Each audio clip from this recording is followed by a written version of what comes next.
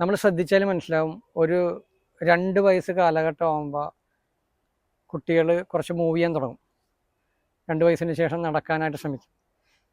2-3 വയസ്സിനിടയിലുള്ള കുട്ടികളെ സ്റ്റഡി ചെയ്ത് അറിയാം, അവർ ഭയങ്കര പവർഫുള്ളായിരിക്കും, അവർ ഭയങ്കര എനർജറ്റിക് ആയിരിക്കും, ഭയങ്കര പോസിറ്റീവ് ആയിരിക്കും, പ്ലസൻ്റ് ആയിരിക്കും, നല്ല കോൺഫിഡൻ്റ് ആയിരിക്കും. അപ്പോൾ ഒരു മനുഷ്യൻ ഈ ഭൂമിയിൽ ജനിക്കുന്ന സമയത്ത് അവൻ എല്ലാ ക്വാളിറ്റിയുള്ള എനർജറ്റിക് ആയിട്ടുള്ള പോസിറ്റീവ് ആയിട്ടുള്ള ഒരു വ്യക്തിയായിരിക്കും. അതിനുശേഷം അവൻ വളർന്നു വരുമ്പോൾ ആദ്യം തന്നെ അവരുടെ മീൻസ് അവൻ്റെ മാതാപിതാക്കളിൽ നിന്നാണ് നെഗറ്റീവ് ഗൈഡൻസ് കിട്ടണം. ഈ കുഞ്ഞിന് എപ്പോഴും വിലക്കായിരിക്കും, അങ്ങോട്ട് പോകരുത്, ഇങ്ങോട്ട് പോകരുത്, അത് ചെയ്യരുത്, ഇത് ചെയ്യരുത്, വീഴും. ഇപ്പോൾ കുട്ടികൾ ശ്രദ്ധിച്ചിട്ടുണ്ട്, എപ്പോഴും മുകളിലോട്ട് കയറാൻ ശ്രമിച്ചുകൊണ്ടിരിക്കും. കാരണം അവന് അത്രയും ധൈര്യമാണ്. ഇപ്പോൾ ഒരു മുതിർന്ന ഒരു വ്യക്തി ഒരു കോവണി വെച്ചിട്ട് മുകളിൽ കയറണമെങ്കിൽ 2 ആൾ പിടിക്കണം. അതായത് അവനവൻ്റെ ഒരു 3 ഇരട്ടി ഒരിരട്ടി പൊക്കമുള്ള ഒരു കോവണി കയറണമെങ്കിൽ പോലും ഒരു പേടിയോടെ കയറുള്ളൂ.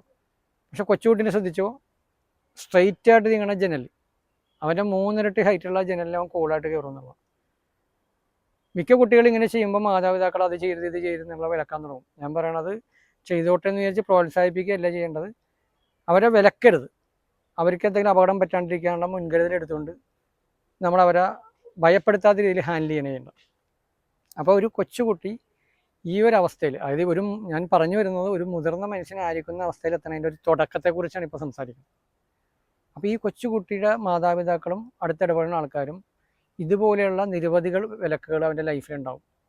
കത്തിയെടുത്താൽ പറയും കൈ മുറിയും, എന്തെങ്കിലും ഗ്ലാസ് എടുത്താൽ പറയും ഗ്ലാസ് താഴ്ത്തി വീണ് പൊട്ടും, കാലൊടിയും, കൈയൊടിയും. അങ്ങനെ നമ്മൾ ഓരോ ദിവസവും ഒരു 1, 2, 3 വർഷം കൊണ്ടിട്ട് ഇങ്ങനത്തെ കുറേ കാര്യങ്ങൾ കേട്ട് കുട്ടിക്ക് നേരത്തെ ഉണ്ടായ ഒരു കോൺഫിഡൻ്റ് ഉണ്ട്, എന്തും ചെയ്യാനുള്ള ധൈര്യം. ആ ധൈര്യം അങ്ങോട്ട് പോകും. അവന് പിന്നെ പലതും ചെയ്യണതിനോട് പേടിയായി. കൈയൊടിയും കാലൊടിയും അങ്ങനെ പറഞ്ഞ് അവൻ്റെ ആ എനർജി കുറയാൻ തുടങ്ങും. നമ്മൾ ശ്രദ്ധിച്ചോ, 3 വയസ്സുള്ളൊരു കൊച്ചിൻ്റെ എനർജി ആയിരിക്കില്ല പിന്നെ 10 വയസ്സാകുമ്പോൾ ഉണ്ടാകണം. അത്രയും ഡൗൺ ആയിട്ടുണ്ടാവും. അപ്പോൾ എങ്ങനെ ഡൗൺ ആണെന്ന് പറഞ്ഞാൽ, മാതാപിതാക്കളുടെ നിരന്തരമായ കണ്ടീഷനിങ്, തെറ്റായ കണ്ടീഷനിങ്, അവർ ഇതുപോലെയുള്ള അറിവില്ലായ്മ കൊണ്ട് പറയുന്ന കുറേ കാര്യങ്ങൾ കുട്ടിയുടെ ആത്മവിശ്വാസം നഷ്ടപ്പെടുത്തും. അത് വളർന്നു വരുംതോറും കുറഞ്ഞുകൊണ്ടേയിരിക്കും എന്നുള്ള, ആത്മവിശ്വാസം കുറഞ്ഞുകൊണ്ടേയിരിക്കും.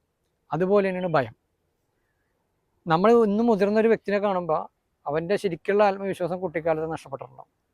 അപ്പോൾ ഇപ്പോഴുള്ള കോൺഫിഡൻസ് എന്ന് പറഞ്ഞാൽ, എന്ത് ജോലി അല്ലെങ്കിൽ എന്ത് ബിസിനസ് എന്താണ് ഇപ്പോൾ ചെയ്തുകൊണ്ടിരിക്കുന്നത് അതായിട്ട് ബന്ധപ്പെട്ട് മാത്രം ഒരു ആത്മവിശ്വാസം ഉണ്ടാവുള്ളൂ.